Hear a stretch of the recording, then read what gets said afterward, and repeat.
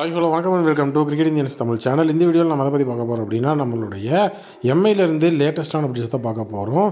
So நம்மளுடைய எம்ஐயை பொறுத்த வரைக்கும் ப்ராக்டிஸ் செஷன் அப்படிங்கிற ஒரு விஷயம் வந்துட்டு வேறு லெவலில் போயிட்டுருக்கு. ஸோ இப்போ இந்த ப்ராக்டிஸ் செஷனில் மிகப்பெரிய மான்ஸ்டர் ஜாயின் ஆகிருக்கிறாரு.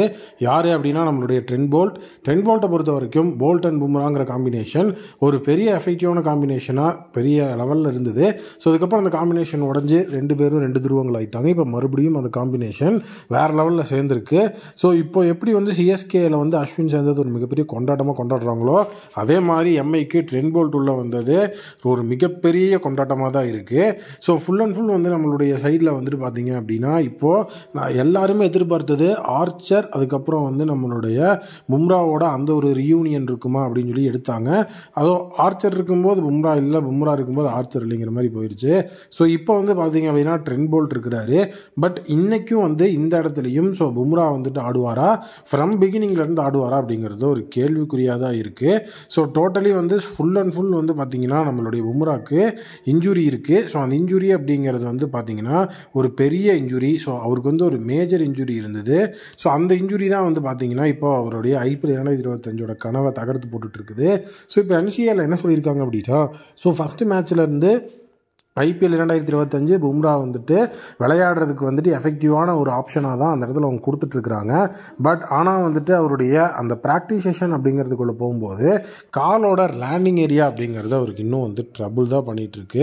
ரீஹேப் முடிச்சுட்டு ஸோ அவர் வந்துட்டு அந்த இடத்துல பால் போடலாம் அப்படின்னு சொல்லிட்டு போகும்போது அவரோட லேண்டிங் ஏரியாவில் கொஞ்சம் இஷ்யூ இருக்குது. அந்த இஷ்யூவை வந்துட்டு அப்படியே நம்ம விட்டுட்டோம், அவர் அப்படியே ஆடினார்னா மறுபடியும் அந்த இஷ்யூ பெரிய லெவலில் வந்துட்டு போய் முடியறதுக்கு வாய்ப்பு இருக்குது அப்படின்னு சொல்லியிருக்காங்க. ஸோ இப்போது அதோட அஃபிஷியல் நியூஸ் எங்கே வந்து நிற்கிது அப்படின்னு பார்த்தீங்கன்னா நம்ம எல்லாரும் எதிர்பார்க்கிறது பும்ரா போல்ட் அப்படிங்கிற யூனியன். பட் ஆனால் இப்போ அஃபிஷியல் சோர்சஸில் என்ன ஆட் பண்ணியிருக்காங்கன்னா ஸோ பும்ரா வந்துட்டு ஃபஸ்ட்டு ஃபியூ வீக்ஸ் வந்து பார்த்தீங்கன்னா ஐபிஎல் 2025 ஆட மாட்டார்.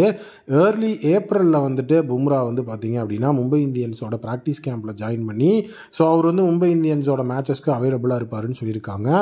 ஸோ ஏர்லி ஏப்ரல் அப்படின்னு வந்து பார்த்தீங்க அப்படின்னா ஸோ அதுவுமே கரெக்டான ஒரு விஷயமா சொல்லலை. ஃபஸ்ட்டு 2 மேட்சை கண்டிப்பாக வந்து மிஸ் பண்ணுவார். அதுக்கடுத்தபடியாக தான் வந்து பார்த்தீங்க அப்படின்னா ஃபியூச்சரில் வந்து அவர் ஆடுவாரா இல்லையாங்கிறது தெரிய வரும்னு சொல்லியிருக்காங்க.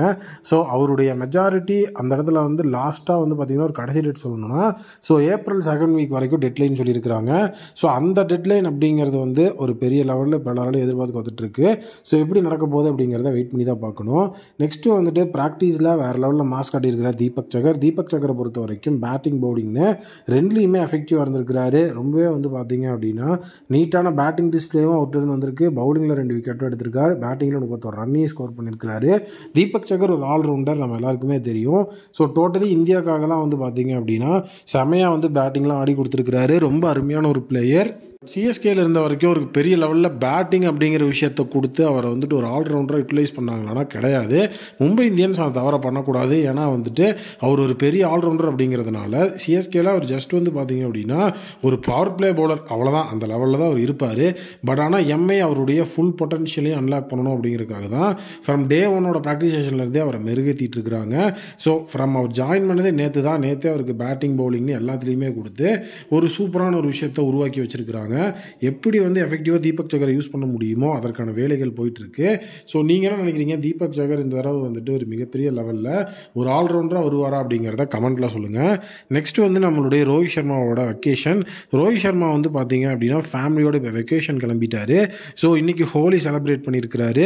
இந்த வெக்கேஷனை முடிச்சுட்டு அதுக்கப்புறம் தான் வந்துட்டு எம்ஐயோட அஃபிஷியல் ப்ராக்டிஸ் கேம்பில் ரோஹித் சர்மா ஜாயின் பண்ணுவார் அப்படிங்கிறது தான் update. So Hardik Pandya as a கேப்டனாக வந்து பார்த்தீங்கன்னா ப்ராக்டிஸ் கேம்பில் ஜாயின் பண்ணிட்டாரு. ஸோ ரோஹித் சர்மா இந்த ஒரு வெக்கேஷனை முடிச்சுட்டு வருவார். ஸோ மேக்ஸிமம் வந்துட்டு இந்த மந்த் எண்ட் அப்படிங்கிற அந்த விஷயம் வந்து பார்த்தீங்க அப்படின்னா மேட்சஸ் எல்லாம் ஆரம்பிச்சிடும். ஸோ மேக்ஸிமம் வந்து பார்த்தீங்கன்னா 19th or 20 இந்த இடத்துல வந்து பார்த்தீங்க அப்படின்னா நம்மளுடைய ரோஹித் சர்மாவோட அரைவல் டேட் அப்படிங்கிறத கொடுத்துருக்குறாங்க. ஸோ இதுக்கு அடுத்தது தான் என்ன நடக்குது அப்படிங்கிறது தெரியும். ஸோ ரோஹித் சர்மா உண்மையிலேயே பொறுமையாக வரலாம். சாம்பியன்ஸ் ட்ராஃபிலாம் அடிச்சு கொடுத்துட்டு அந்த பிளேயர்ஸ்க்குலாம் ரெஸ்ட்டு கொடுத்துருக்காங்க. இவர் வெக்கேஷன் போயிருக்காரு. ரோஹித் சர்மா ஜாயின் ஆனார்னா அந்த அப்டேட்டை நான் உங்களுக்கு சொல்கிறேன். மீண்டும் ஒரு புதியோட மீட் பண்ணுறேன். Thank you, take care and bye bye.